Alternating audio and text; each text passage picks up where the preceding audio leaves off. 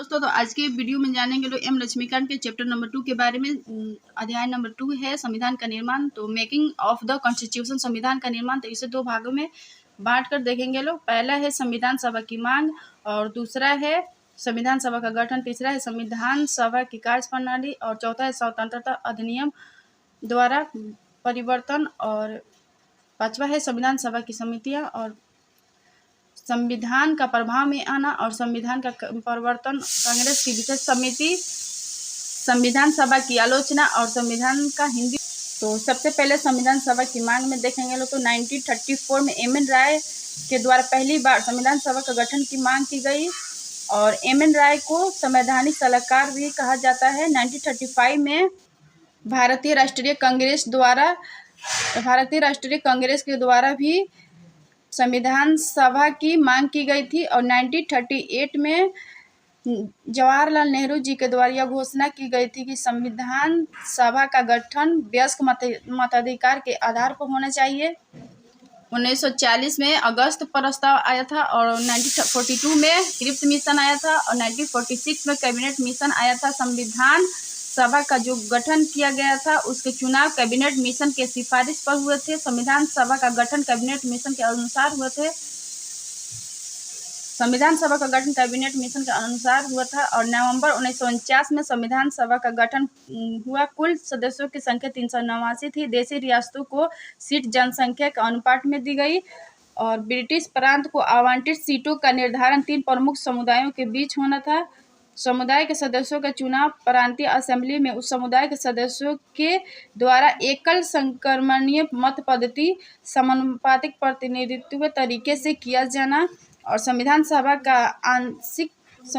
आंशिक रूप से निर्वाचित और आंशिक रूप से चुनी गई थी। संविधान सभा का गठन में देखेंगे लोग। 19 नवंबर 1946 में कैबिनेट मिशन के आधार पर संविधान सभा का गठन हुआ और संविधान सभा के चुनाव जुलाई अगस्त 1946 में चुनाव हुए थे सीमित मताधिकार के आधार पर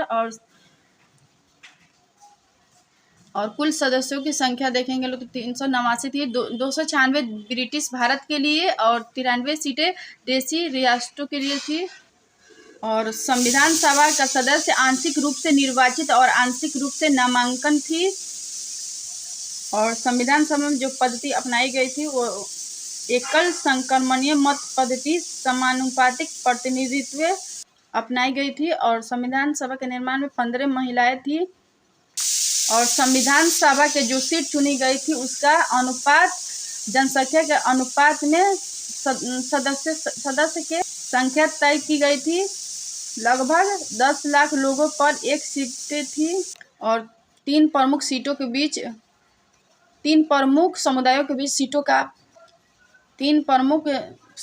सीटों का आवंटन किया गया था। मुस्लिम, सिख और समान भारतीय राष्ट्रीय कांग्रेस के लिए 208 सीटें और लीग के लिए 73 सीटें थी और छोटे समूह के लिए 15 सीट थी और देशी रियासतों 93 सीटें देशी रियासतों के लिए थी जो भर नहीं पाई थी।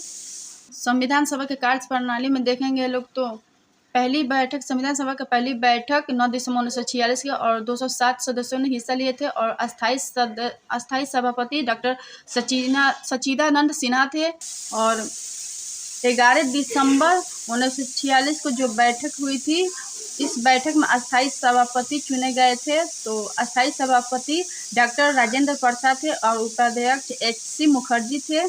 और जवाहरलाल नेहरू जी की बात करते तो जवाहरलाल नेहरू जी के द्वारा उद्देश्य प्रस्ताव पेश किया गया था। 13 दिसंबर 1946 को ये प्रस्ताव पेश किया गया था और 22 जनवरी 1947 को इसे स्वीकार किया गया था और उद्देश्य प्रस्ताव में संवैधानिक ढांचा व प्रदर्शन संरचना इसकी झलक मिलती है। और ये मेंस के लिए क्वेश्चन है। संविधान सभा विधायिका व कार्यपालिका दोनों ही रूप में कार्य कर रही थी। व्याख्या करें तो गणतंत्र भारत के पहले राष्ट्रपति डॉक्टर राजेंद्र प्रसाद थे। तो ये पीटी के लिए फैक्ट आप लोग याद रखिएगा लोग। और स्वतंत्रता अधिनियम द्वारा परिवर्तन तो 3 जून 1947 को लॉर्ड माउंटेन ने एक योजना रखी, माउंट योजना। इसमें 2 स्वतंत्र राष्ट्रों की बात की गई थी। 3 जून 1947 को लॉर्ड माउंटबेटन के द्वारा एक योजना रखी गई थी और माउंटबेटन योजना, और इसमें 2 स्वतंत्र राष्ट्रों की बात की गई थी, 2 डोमिनियन की बात की गई थी, और 2 डोमिनियन में भारत और पाकिस्तान दोनों थे, और स्वतंत्रता अधिनियम में शामिल थे। स्वतंत्रता अधिनियम में शामिल एक और संविधान सभा को पूरी तरह से संप्रभु निकाय बनाना था। स्वतंत्रता अधिनियम द्वारा जो परिवर्तन हुआ उसमें ये शामिल है, संविधान सभा को पूरी तरह से संप्रभु निकाय बनाना था, और दूसरा है संविधान सभा एक विधायिका भी बन गई, और तीसरा है मुस्लिम लीग के सदस्य भारतीय संविधान सभा से अलग हुए। और संविधान सभा के विधायिका के रूप में कार्य तो स्वतंत्र भारत के लिए संविधान बनाना, और स्वतंत्र भारत के अध्यक्षता डॉक्टर राजेंद्र प्रसाद थे, और संविधान सभा के कार्यपालिका के रूप में कार्य तो आम कानूनों को लागू कराना। तो 26 नवंबर 1949 तक ये दोनों रूपों में कार्य कर रही थी, और संविधान बनाने में समय जो लगा वो 2 वर्ष 11 माह और 18 दिन का समय लगा था, और 60 देशों का संविधान का अवलोकन किया गया था। 64 लाख रुपए का खर्च आया था संविधान के निर्माण के समय, और संविधान सभा के पहली बैठक 9 दिसंबर 1946 के हुआ था, और संविधान सभा के अंतिम बैठक 24 जनवरी 1950 के हुआ था। ये दोनों डेट बहुत इम्पोर्टेंट है। और संविधान सभा की समितियों में देखेंगे लोग तो इनमें 8 प्रमुख समितियां थी, और शेष छोटी थी। प्रमुख समितियों और उनके प्रमुखों की सूची के नीचे दी गई है। तो पहला है मसौदा समिति, तो इसका अध्यक्ष BR अम्बेडकर थे, और दूसरा है संघ समिति, तो इसके अध्यक्ष जवाहरलाल नेहरू थे, और तीसरा है केंद्रीय संविधान समिति, तो इसके अध्यक्ष जवाहरलाल नेहरू थे, और चौथा है प्रांतीय संविधान समिति, तो इसके अध्यक्ष वल्लभ भाई पटेल थे, और पांचवा है मौलिक अधिकारों, अल्पसंख्यकों और जनजातीय तथा बहिष्कृत क्षेत्रों पर सलाहकार समिति के अध्यक्ष वल्लभ भाई पटेल थे, और छठा है प्रक्रिया समिति नियम के अध्यक्ष राजेंद्र प्रसाद थे, और सातवां है राज्य समिति राज्यों के साथ बातचीत के लिए समिति, तो इसके अध्यक्ष जवाहरलाल नेहरू जी थे, और आठवां है संचालन समिति, तो इसके अध्यक्ष राजेंद्र प्रसाद थे। संविधान का प्रभाव में आना, तो संविधान जब पारित हुआ तो जो डेट प्रस्तावना उल्लेखित है वो 26 नवंबर 1949 है, और डॉक्टर BR अम्बेडकर के द्वारा संविधान का अंतिम प्रारूप 4 नवंबर 1948 को पेश किया गया था, और पहली बार संविधान पढ़ा गया था। 5 दिन चर्चा चली थी, और डॉक्टर अम्बेडकर को प्रथम कानून मंत्री और मुख्य वास्तुकार भी कहा जाता है, और संविधान में 395 अनुच्छेद और 8 अनुसूचियाँ है, और 15 से 17 नवंबर तक इसका खंडवार विश्लेषण किया गया था, और इसमें लगभग 7600 संशोधन प्रस्ताव पेश किए गए थे, और तीसरी बार संविधान पर विचार शुरू हुआ, और डॉक्टर अंबेडकर एक प्रस्ताव लेकर आते हैं, the constitution settled by assembly be passed, और 26 नवंबर 1949 को संविधान पारित हो गया, और इस पर 284 सदस्यों ने हस्ताक्षर किए थे। और संविधान के परिवर्तन में देखेंगे लोग तो 26 नवंबर 1949 को संविधान पारित हुआ, और 26 जनवरी 1950 को संविधान लागू हुआ। तो 26 जनवरी के दिन वो डेट बहुत इम्पोर्टेंट है, क्योंकि इसी दिन 1930 में पूर्ण स्वराज दिवस मनाया गया था, और ये लाहौर रावी नदी के तट पर है, और इसी दिन हम लोग रिपब्लिक या गणतंत्र दिवस मनाते हैं लोग। और 26 नवंबर 1949 के कुछ प्रावधान जल्दी लागू कर दिए गए थे, जैसे नागरिकता चुनाव जैसे प्रावधानों को स्वतः लागू हो गए थे।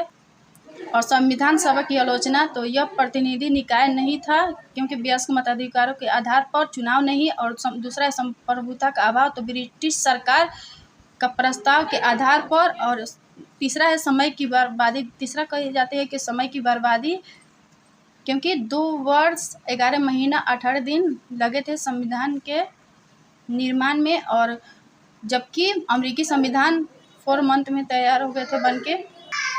और कांग्रेस का प्रभुत्व, तो कुछ लोगों के द्वारा टिप्पणी की गई थी कि ये एक दलीय देश में एक दलीय निकाय हो और वकीलों और राजनीतिकों का प्रभुत्व था। तो ये कही जाती है कि इसका भाषा बहुत